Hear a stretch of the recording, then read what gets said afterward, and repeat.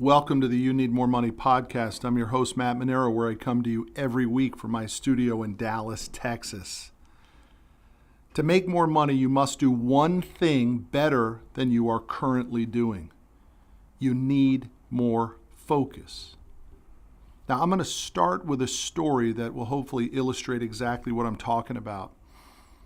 I have coached all of my three boys in their sports when they were younger. By the way, doing that cost me money. Now, it was a good trade for me. Time with my children, time with my children's friends, watching my children develop, being on the field with them, that really isn't something that money can buy. But there's no question that it cost me money. Leaving the office early, preparing for the practices, not being able to necessarily take certain meetings on certain days because I got 20 kids that I'm responsible for. Not necessarily having to do the late nights and weekends on some weekends because of games and stuff like that. That cost me money. But that was a trade I was willing to make. But as my boys are getting older now, 15, 13, and 12, they're kind of getting out of daddy coach. And now they're into high school and paid coaches. And so that doesn't really apply for me anymore. But I can promise you that was one heck of a trade that I made. I would never go back and do that trade differently. That was a great trade for me. But you got to realize that if that's the type of dad you're going to be for that period of time in your life, it's going to cost you some bucks. And it did cost me a few bucks, but it was worth every bit of it. But what happens on that field when you're with those young kids is exactly what happens in business. And it happens in our lives. And unfortunately, it happens to way too many people. And what I'm talking about is what I call shiny ball moment. Now, if you're on the field with kids, I don't care what the sport is. If you're with 6, 7, 8-year-old, 9-year-olds, 10-year-olds, 12-year-olds, they like shiny balls. And what I mean by that is anything other than what you're trying to coach them or teach them. They want to go where the daisies are. They want to run over here. They want to do grab ass with their buddies. They want to hit their buddy's stick.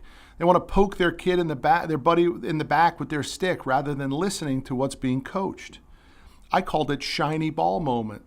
And I used to say to the boys, hey, we're having a little shiny ball moment. Let's refocus on me here for a little bit. Hey, Willie, no more shiny ball moment. Let's focus on what we're talking about.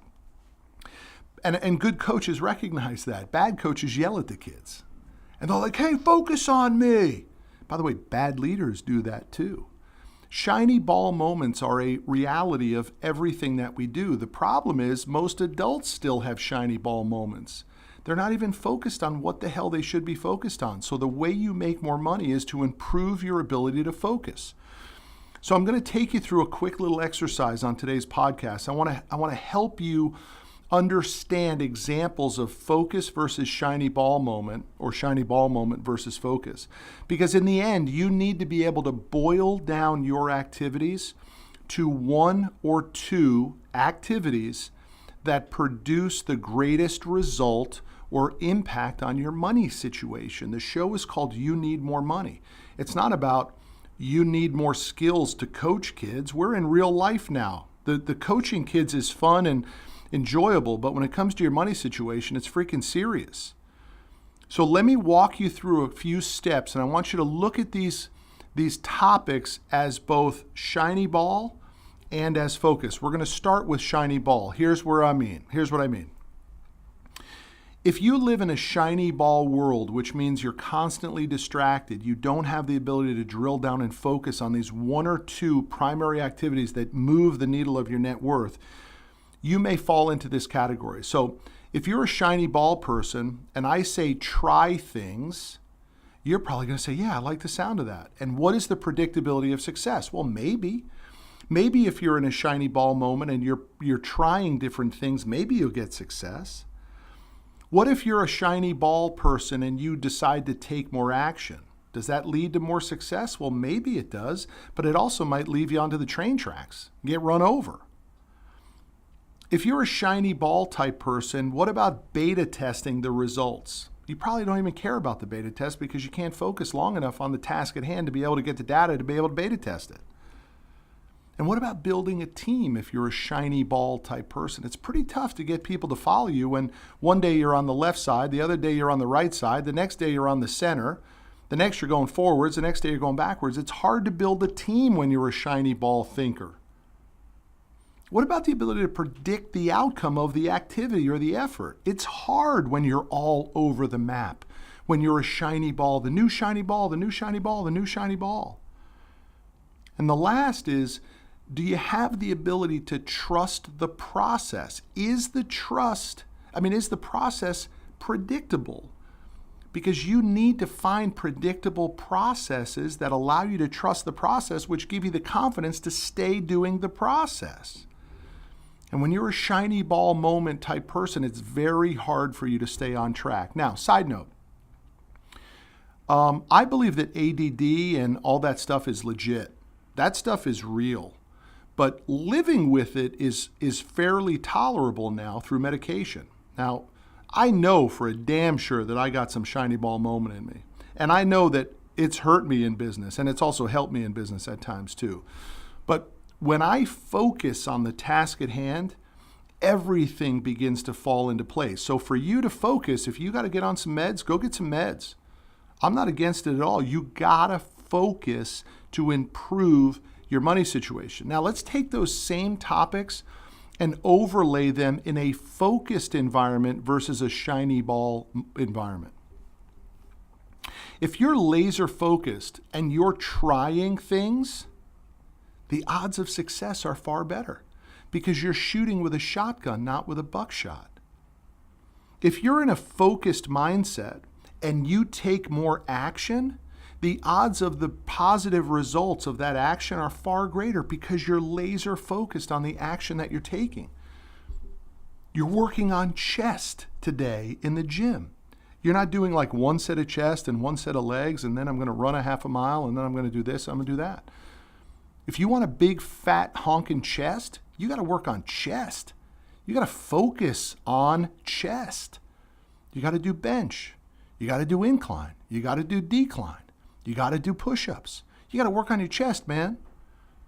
If you're in a focused environment, what happens if you beta test the results? The odds are the beta test will produce better data when you're in a focused environment because you're focusing on the test to get a certain data point, which then you will use down the road to adjust. I think this is perhaps the most important one of the requirement of focus. It's the ability to build a team. People don't want loosey-goosey when they're following their leader. Heck, you're not going to go into battle and the leader's going to say, what should we do, guys? Should we go to the left or should we go to the right? What do you guys think? Dude, people get killed when leaders think like that in the military and in war. You got to know what the right path is. And when you have the focus to put your team on the right path, people will follow you versus if you're in a shiny ball moment. Let's talk about the ability to predict the outcome when you're focused. If I've focused on the try, and I focused on the action, the massive amount of action that I want to put towards that try, and then I beta tested the results, and I have a great team totally focused on it, don't you think I have a better chance to predict the outcome? Of course you do. And then the last thing about focus, in a focused mindset and a focused process, is eventually you get to do it over and over and over because it works. I'll never forget, I heard the founder of GoDaddy, the web company, talk about his early days. I can't remember what the guy's name was, the founder of GoDaddy. He spoke at this Inc. magazine conference that I went to, and he told his early story about how did he actually get money to be able to do GoDaddy. And he used to sell computer parts and equipment, and he was very unfocused. And he would place ads all over the place in magazines, and most of the ads flopped. And so was the business until there was a shiny ball example. And what did he do? He began to get laser focused on the specific computer part that he was going to sell into the specific magazine, which had a specific audience. And then what he would do is he would beta test the results. And if the sales went up through that ad, he began to duplicate that ad in every trade magazine that sold to that type of demographic. And he made millions and millions and millions of dollars doing it. Why? Shiny ball didn't work. Laser focus did work. So the challenge I want you to take from this is to really look at how you think and how you operate and how you structure your day and your focus, because the odds are that you're spending a lot more time in a shiny ball moment mentality than you are in a laser focused mentality.